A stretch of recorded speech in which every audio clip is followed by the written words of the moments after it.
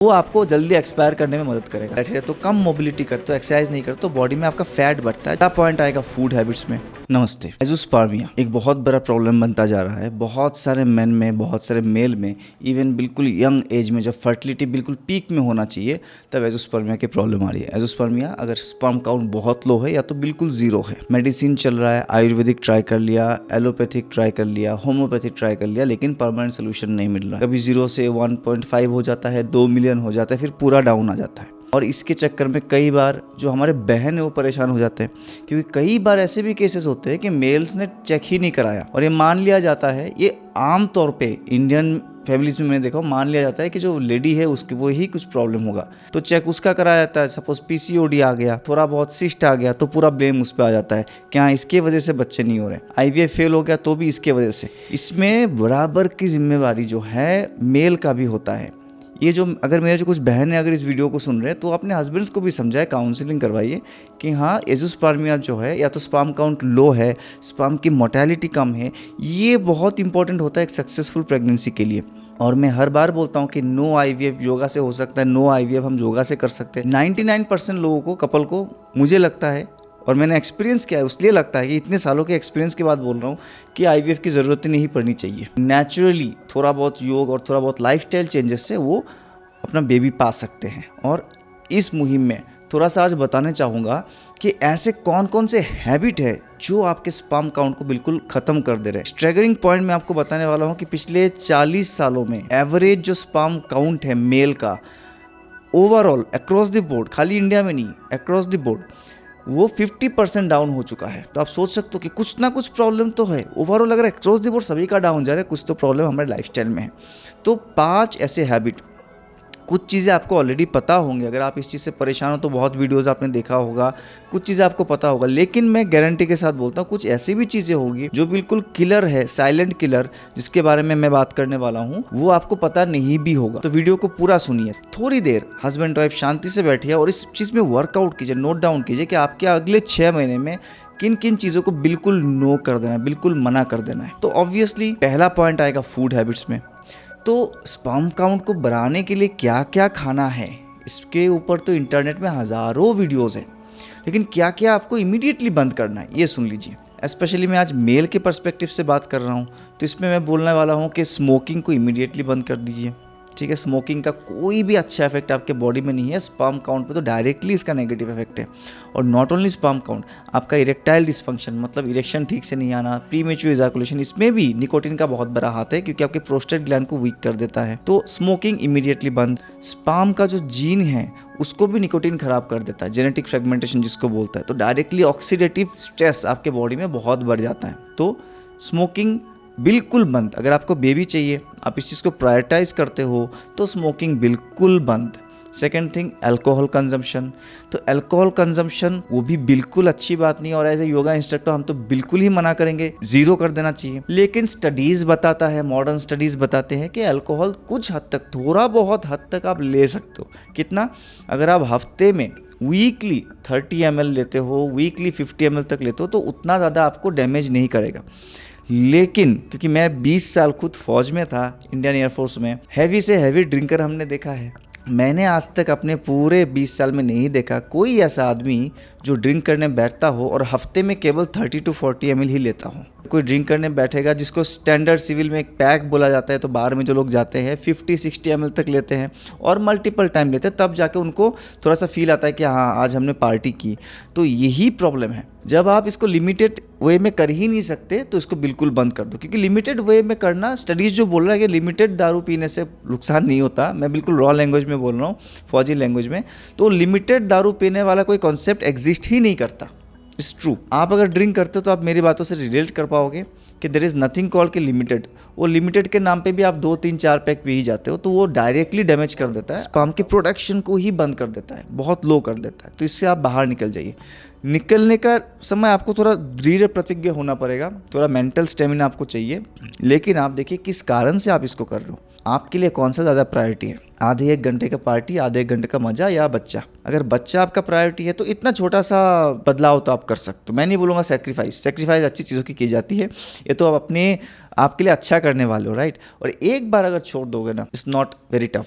दोबारा जब धीरे धीरे आप कम कर दोगे और बिल्कुल छोड़ दोगे, फिर दोबारा आपको इन आदतों में जाने का मन ही नहीं करेगा। तीसरा फूड में रिक्रिएशनल जो ड्रग्स लेते हैं लोग, वैपिंग करते हैं और कई तरह के आजकल आ गए, हमें नाम भी नहीं पता, ऐसे मतलब सुनने में आता है ये हो रहा है वो हो रहा है।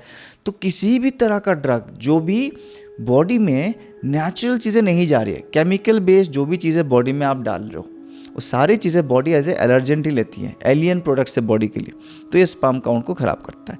चौथा, सबसे ज़्यादा प्रोसेस फूड का खाना। ऑब्वियसली इसमें सारे प्रकार के चिप्स, सारे प्रकार के biscuit, cake, pizza, burger, cold drinks, जो भी चीज़, जिन चीज़ों में एक बहुत अच्छे डाइटिशियन हमारे टीम पे हैं, उन्होंने एक लेक्चर में बताया था कि जो भी चीज़ों में एक्सपायरी डेट डली होती है, तो सिंपली उन्होंने ऐसे समझाने के लिए बोला, जो भी चीज़ में एक्सपायरी डेट लिखी हुई है वो सारे प्रोसेस चीज़ है, प्रोसेस फूड है, और वो आपको जल्दी एक्सपायर करने में मदद करेगा। तो मेरे को बात तो बहुत अच्छा लगा कि हाँ, जो भी चीज़ में एक्सपायरी डेट होता है मतलब उसमें बहुत सारे केमिकल्स होते हैं, हम पढ़ के देख सकते हैं, बहुत सारे प्रिजर्वेटिव, कलर, ये सब चीज़ें होती हैं जो नेचुरल नहीं होता है और आपके स्पर्म काउंट को बहुत ज़्यादा डिस्टर्ब करेगा। 6 महीने की मैं बात करूँ, मैं नहीं बोल रहा ज़िंदगी भर बिस्किट मत खाइए, एटलीस्ट आपका जो सक्सेस स्टोरी है वो जब तक नहीं बन जाता है, बच्चे जब तक नहीं हो जाते, तब तक एक टारगेट लीजिए। इतना तो आपको सेक्रीफाइस करना पड़ेगा।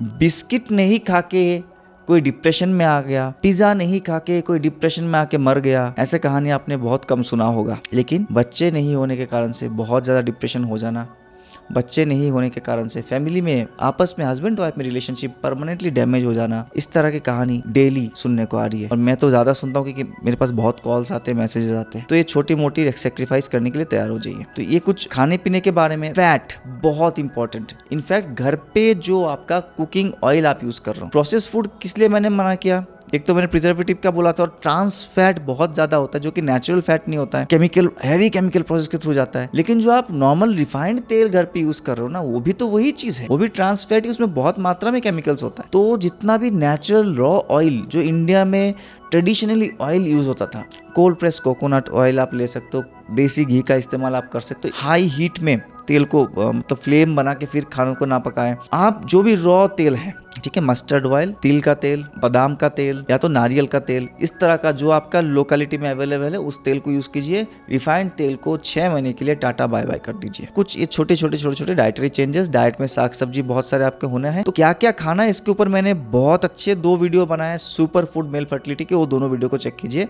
आज मैं समझा रहा हूँ क्या क्या नहीं करना है। तो पहला हैबिट तो ये था, फूड एंड लाइफस्टाइल रिलेटेड। अब दूसरा हैबिट बहुत ही अजीब सा आपको लगेगा सुनने में, दूसरा बहुत इंपॉर्टेंट हैबिट जो आपको नहीं करना है वो है आपको अंडरवेयर पे बहुत ध्यान देना है। अंडरवेयर पे, यस, मेल फीमेल दोनों को, स्पेशली जो आप नीचे पहनते हो लोअर बॉडी में, जो आप भी फ्रेंचीज वगैरह पहनते हो, it should not be synthetic. और नॉट ओनली अंडरवेयर, मैं तो बोलना चाहूंगा कि आप अगर जल्दी पेरेंट बनना चाहते हो तो सूती या तो कॉटन टाइप के कपड़े ही, जो नेचुरल फाइबर से बना हुआ कपड़े अगला 6-7 महीना पहनिए। इसके ऊपर बहुत सारे प्रॉपर साइंटिफिक रिसर्च है, कोई केवल एजम्पशन नहीं है, केवल हाइपोथेसिस नहीं है, साइंटिफिक रिसर्च बहुत सारे हुए हैं कि सिंथेटिक कपड़े पहनने से, स्पेशली स्पोर्ट्स वेयर जो लोग बहुत ज़्यादा पहनते हैं, उन लोगों में स्पर्म काउंट धीरे धीरे लो हो जाता है। बहुत अच्छे लेवल के स्पोर्ट्समैन, नेशनल इंटरनेशनल लेवल के स्पोर्ट्समैन में स्पर्म काउंट लो पाया गया है, स्पर्म मोर्टेलिटी लो पाया गया है। इतने एक्टिव लोग हैं, इतने डाइट में ध्यान देते, पूरा उनके शरीर में तो कोई रोग विकार आ ही नहीं सकते, इतना वो खेल कूद और अपने आप को ग्राउंड पे एक्टिव रखते। फिर भी होगा क्योंकि सिंथेटिक कपड़े पहनते थे दिन भर। तो सिंथेटिक अंडरवेयर ना पहने, सिंथेटिक कपड़े भी जितना कम पहने उतना अच्छा होगा। इसमें डायरेक्ट साइंटिफिक एविडेंस है, तो मैं ज़्यादा एक्सप्लेनेशन में नहीं जा रहा हूँ। स्पर्म को धीरे धीरे बिल्कुल कम कर देता है, बहुत ज़्यादा ड्रेस्टिकली डाउन कर देगा। तीसरा हैबिट आपका आएगा ज़्यादा देर तक गैजेट एक्सपोजर।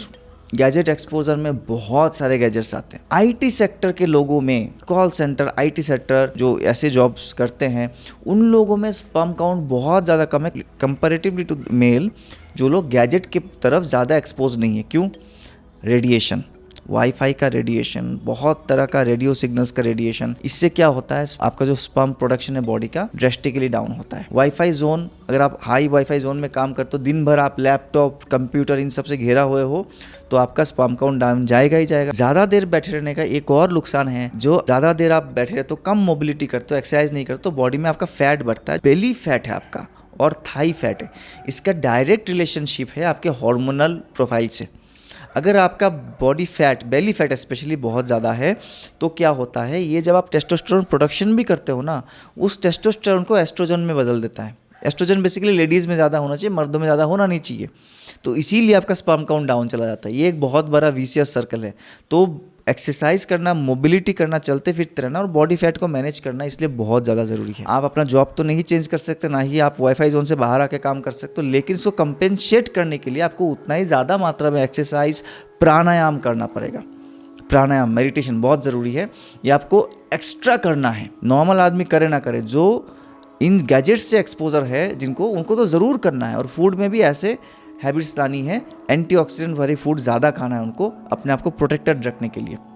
फौज में भी हमने देखा, और एक नोन फैक्टर है फौज में, तो बताया ही जाता है, जो लोग रडार वाली यूनिट में काम करते हैं, रडार किसी भी तरह का रडार यूनिट में काम करते हैं, उनका स्पर्म काउंट ड्रेस्टिकली डाउन हो जाता है। इनफैक्ट स्पर्म में जेनेटिक फ्रेगमेंटेशन देखा जाता है, जो एक्स क्रोमोसोम, वाई क्रोमोसोम में वो क्रोमोसोम ब्रेक डाउन होने शुरू हो जाते हैं जो रडार में काम करते हैं। इसलिए फौज में एक समय था, अभी पता नहीं मुझे, एक्स्ट्रा उनको मिल्क अलाउंस दिया जाता था। ये माना जाता था कि दूध ज़्यादा पीने से वो रेडिएशन कम होता है। ये बहुत पुराने ख्याल की चीज़ें हैं, अभी उसके ऊपर डायरेक्ट साइंटिफिक एविडेंस अभी है नहीं कि दूध पीने से प्रोटेक्ट होगा नहीं होगा, लेकिन फौज में उन लोगों को अलाउंस मिलता है एक्स्ट्रा, ताकि वो एक्स्ट्रा दूध पिए, ठीक है। और एक गवर्नमेंट देती है, प्रॉपर अलाउंस सैलरी में आती है उनको, ताकि रडार का रेडिएशन से जो डैमेज हो रहा है वो ठीक हो सके। तो आप सोच सकते हो रडार कितने पुराने ज़माने के अभी भी है। तो ये गैजेट फ्रेंडलीनेस अगर आपका है तो इससे थोड़ा दूर रहिए। मोबाइल फ़ोन को पॉकेट में रखना बंद कर दीजिए। मोबाइल फ़ोन को ऐसे गोद में रख के मोबाइल को बार बार स्क्रॉल करना दिन भर बहुत ज़्यादा हार्मफुल है। अपने आप से दूर रखिए, किसी टेबल पर रखिए, लैपटॉप में गोद में रख के यूज़ ना करें, बहुत वीडियो में मैंने समझाया है। तो इन सब हैबिट्स से बाहर आ जाइए। चौथा, आप देखिए नेचर ने आपका स्पर्म प्रोडक्शन का जो ऑर्गन है उसको प्लेसमेंट कहाँ पे दिया है, आपके बॉडी पे किस जगह पे है। टेस्टिकल्स कहाँ पे होते हैं, दोनों टांगों के बीच में होते हैं।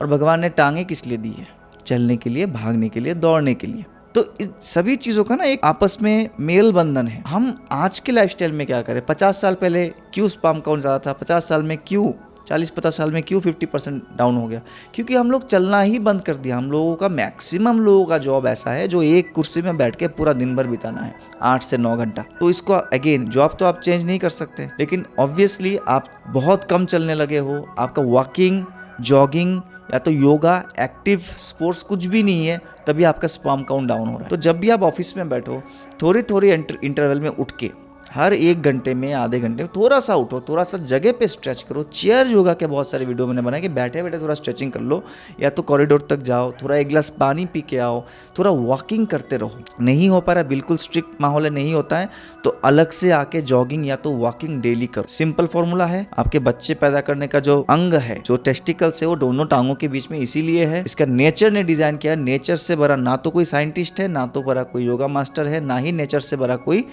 फिलोसोफर है, ठीक है। तो वहाँ पे प्लेसमेंट है टांगों के बीच में, तो टांगों का काम चलना चाहिए, तभी जाके वो ठीक से प्रोडक्शन करेगा। Last and not the least, कम सोना या तो गलत समय पे सोना। अक्रॉस द बोर्ड बहुत सारे लोग इतना ज़्यादा स्ट्रेस में आ जाते हैं पूरे दिन के काम में, स्ट्रेस रिलीव करने के लिए प्राणायाम करना है, मेडिटेशन करना नहीं करते हैं, तो रात को बेड में आने के बाद भी आंख तो बंद कर लेते हैं लेकिन नींद आती नहीं है। ये एक बहुत बड़ा प्रॉब्लम है। तो लिटरली अगर आप सो भी रहे हो, 7 घंटा बेड में हो, सो पाते हो 6 ही घंटा, बाकी समय नींद आ ही नहीं रही है। तो इतना स्लीप सफिशिएंट नहीं है। फिर आते हैं डूम स्क्रॉलिंग, बैठ गए, नींद नहीं आ रहा तो मोबाइल निकाल के स्क्रॉल कर रहे हो। जितना देर आप स्क्रीन से एक्सपोज रहोगे, ब्लू लाइट जब जब आपके आंखों में आता रहेगा, आपके बॉडी में, ब्रेन में मेलाटोनिन रिलीज होगा नहीं ठीक से। मेलाटोनिन अंधेरे में रिलीज होता है, जब डार्क हो जाता है, सनसेट होता है, नेचुरली बॉडी मेलाटोनिन प्रोड्यूस करती है, आपकी जो ब्रेन है, जो पिट्यूटरी ग्लैंड है स्पेशली। और जब मेलाटोनिन प्रोड्यूस होता है वो आपके ब्रेन को पूरा रिलैक्स कर देता है, आप अच्छे से सो जाते हो, और इसमें रिपेयर होता है, बहुत तरीके की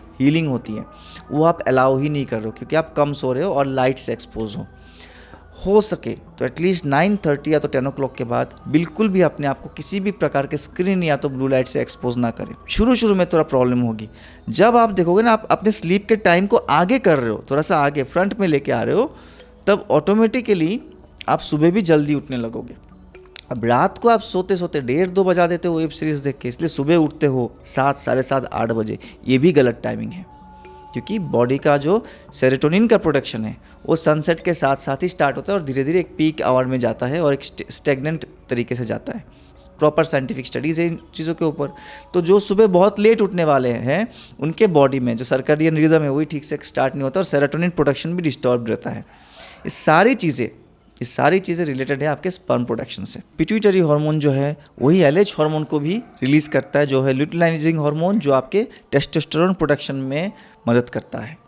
तो ये पूरा चीज़ एक बहुत सारे छोटे लाइफस्टाइल चेंजेस है। हो सकता है इसमें 3 चीज़ें आप कर रहे हो लेकिन 2 चीज़ नहीं कर रहे हो, बाकी सारे चीज़ें ठीक जगह है, लेकिन रात को आपका नींद ही नहीं पूरा, आप गलत टाइम पे सो रहे हो, 8-8 घंटा सो रहे हो लेकिन गलत टाइम पे सो रहे हो सकता है आपका बाकी सारी चीज़ें ठीक है लेकिन पिछले 6-7 साल से आप सिंथेटिक कपड़े ही पहन रहे हो, खाली स्पोर्ट्स वेयर ही ज़्यादा पहन रहे हो, सिंथेटिक अंडरवेयर्स पहन रहे हो, तो कुछ ना कुछ गड़बड़ तो आपके लाइफस्टाइल में हो रहा है। इस वीडियो को अच्छे से सुनिए, 2-3 बार देखिए, पॉइंट्स को नोट कीजिए, कैलेंडर में मार्क कीजिए और आज का दिन से 6 महीना तक इन आदतों से दूर रहना है। बस इतनी सी बात आपसे करनी थी। वीडियो अच्छा लगे तो लाइक, शेयर और सब्सक्राइब करके जाइए। इस वीडियो को अपने सारे भाइयों को, बहनों को शेयर कीजिए जिनको बच्चे होने के लिए कुछ ना कुछ प्रॉब्लम फेस करना पड़ रहा है। Thank you. My self yoga guru Amlan, a retired Indian air force coach and presently one of India's most successful fertility yoga trainer.